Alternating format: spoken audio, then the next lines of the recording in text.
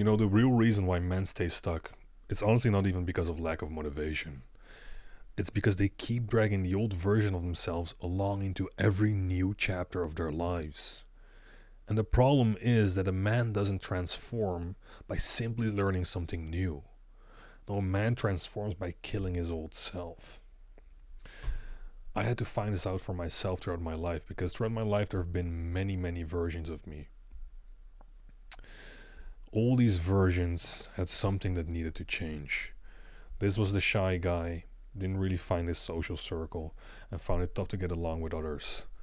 This dude, I mean, I'm not even gonna tell you what he got up to, but it was pleasure seeking, the hedonic treadmill. I mean, you can fill it in for yourself. He was up to no good. This dude, you can look at the picture. I didn't respect myself and the way I looked.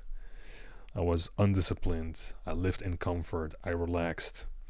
And I didn't have a mission. So I ended up being skinny fat, and that needed to change.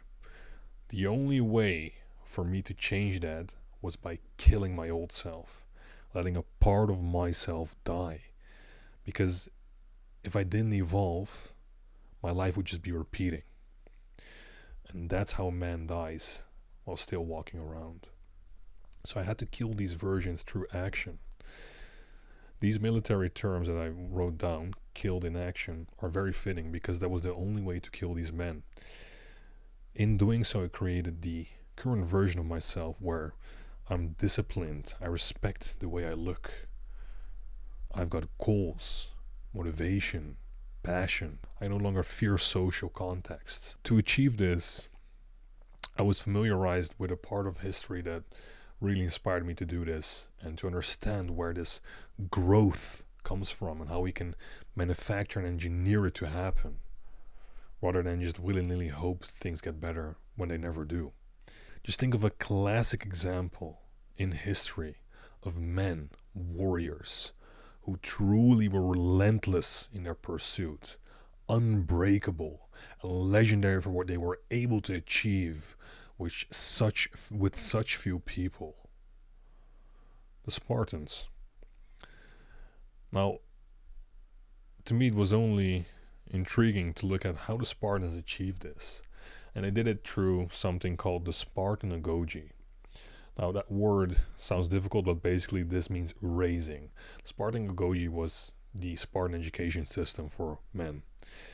At the age of 7, they would select them, separate them from their families, and enroll them in this program to raise them towards a specific purpose. Now their purpose was to make them capable men, loyal to their brothers, loyal to the state, over anything else, loyal to their mission. The only way for them to achieve this was challenging these men, because they understood if you challenge these men, these little kids, they would grow. Now these challenges were gruesome. They would underfeed them, so they had to fend for themselves and hunt at a young age, get out there, steal, whatever. They had to be resourceful to scrape by. But scraping by wasn't enough. You were punished if you were simply surviving. The point was to conquer, to flourish, to not only scrape by with what little you have, but to make the most of it. And I don't know if you remember the movie 300, even though it wasn't that faithful to history. That army of men achieved so much with so little. That's what the Spartanagogy achieved by instilling essential skills through challenge, which led and forced growth to happen. Now these days, of course, we're not going to hunt for our food, we're not going to pillage, forage, look to conquer civilizations. But there are ways where we can apply this ourselves. But first, that really starts by taking an honest look at yourself. So you have to check your idea. Basically, first be your own bouncer. Because there are things about you that you're already doing well, and things about you that aren't going that well yet. So grab your ID card, so to say, and be your own bouncer. Write down, what habits do you have? What's your ego like? What are the wins? What losses? How's your personality? What's good about it? What's bad about it?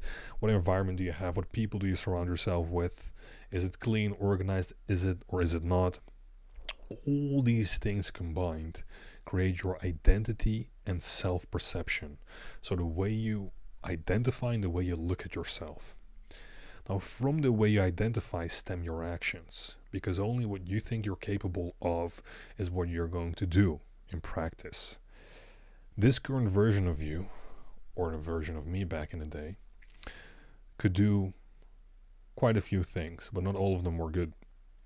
You could eat, relax, go to the gym, party, drink, watch Netflix. Basically, I was good at procrastinating, wasting time, and thinking about life, but not actually doing. What I couldn't do was, making 10K a month, starting a business, because I lacked the consistency. Have a rotation of 10s to just run through. Being leader in any field, or simply have the aura. And that's an all-encompassing term, because aura exudes from you when you have a passion, when you have a mission, when you have a drive.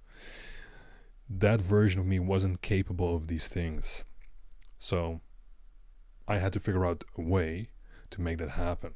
The beautiful thing is, though, that a man becomes dangerous the moment he accepts that he owes nothing to his past identity, because we're so set in our ways. We're so hell-bent on adding information to what we already know, or adding on to our personality or identity, instead of being willing to completely deconstruct and rebuild. But it's the exact thing you need for true change to happen, for true identity shift to happen. And the only way, and the easiest way to achieve this, is not by changing this first, but by changing your actions first. Because at some point you realize you're not simply breaking habits, you're breaking identity. And the moment you do, everything changes. Because the beautiful part about this is, when you start stacking these actions, these habits, you build evidence day in and day out that starts compounding. You start showing up for these things, and you keep showing up for these things.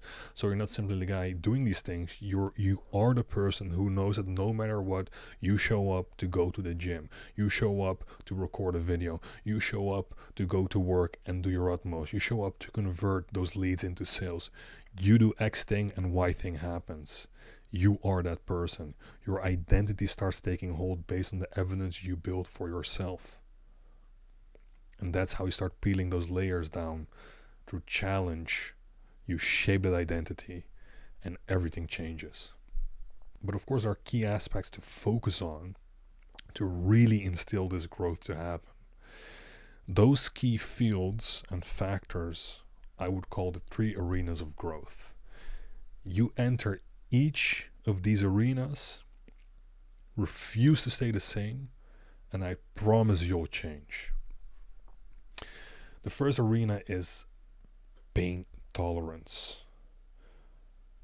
You enter this arena and some part of you dies. That part of you is fragility. Because most men, they underestimate how life is controlled by your comfort. And everything you do is shaped by avoidance. So you avoid effort, avoid strain, avoid anything that threatens the illusion that life should feel easy. But the moment you voluntarily step into physical challenge, something fundamental happens. Your nervous system is taught a new rule. That intensity, it doesn't break you. That pressure doesn't end you. That pain is information and not a verdict. So pain doesn't equal your limits. David Goggins himself goes into this when he did his first run. The moment he walked against his pain and his body started telling him this is the limit, and he pushed through, he found out he had 80% more to give. Behind the pain is where the growth lies. Your nervous system needs to realize that pain isn't an indicator of your limits. So pain simply is information. It's not a verdict. That shift changes everything. A man who trains hard is a man who can endure life. A man who has pushed against limits becomes a man who can push against his circumstances. If you can't push against pain that you choose, you can never push against pain that you didn't choose. So it's vital that you start proving to yourself that your pain isn't where your limit lies. The second arena you step into is social courage. When you step into this arena, your timidity dies. The second arena you step into is social courage. In this arena, your timidity dies. Because there's a strange contradiction in men. For some reason, we can starve ourselves on discipline for years. We can train with blind intensity. We can grind for years and slave away. But when it comes to walking into a room and trusting your presence, all of a sudden that's a problem. When it comes to voicing what we want, that's a problem. Risking judgment, problem. That's where most men freeze. It's not in the gym, it's in the world. Now, social courage is the ability to act even when you feel observed. To approach, to speak, to take the lead, to hold eye contact. We need to risk rejection without folding. And when you practice this, the timid version of you breaks. Because that version of you cannot survive the exposure. It cannot survive the simple truth that the world does not collapse when you assert yourself. This arena will rewire yourself socially. And because you'll stop fearing people, you stop shrinking and everything opens. The last arena you step into, and definitely not the least, is the arena of directional responsibility. In this arena, the third death is the death of drift. Simply drifting away. In this arena, you choose something to die for, to truly create sink or swim moments. You accept responsibility rather than shying away from it.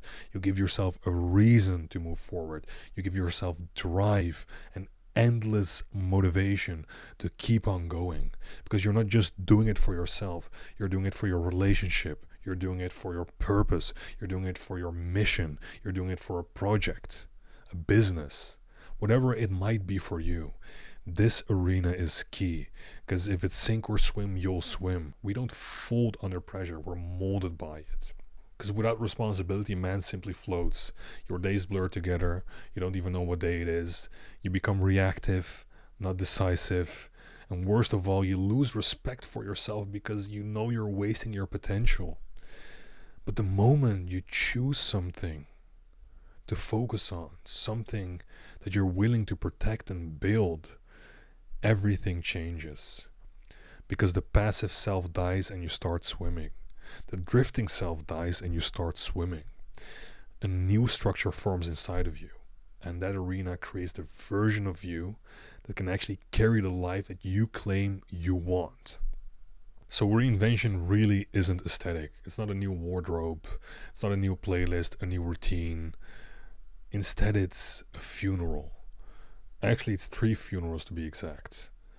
You bury your timid self in an arena of social courage. You bury your drifting self in responsibility. And you bury your fragile self in an arena of pain tolerance. And what rises from that is a man who can actually carry the life that you want. A man that's capable of becoming what you want. A man who doesn't crumble under pressure. A man who does not hide from the world. And a man who does not wander aimlessly. So you don't transform by comfort. You transform when you step into these arenas and you refuse to leave the same person. So if you want a new life, stop renovating the old one. Instead, walk into these arenas and face the debts that are needed for you to become the version of yourself that your old one could never even imagine.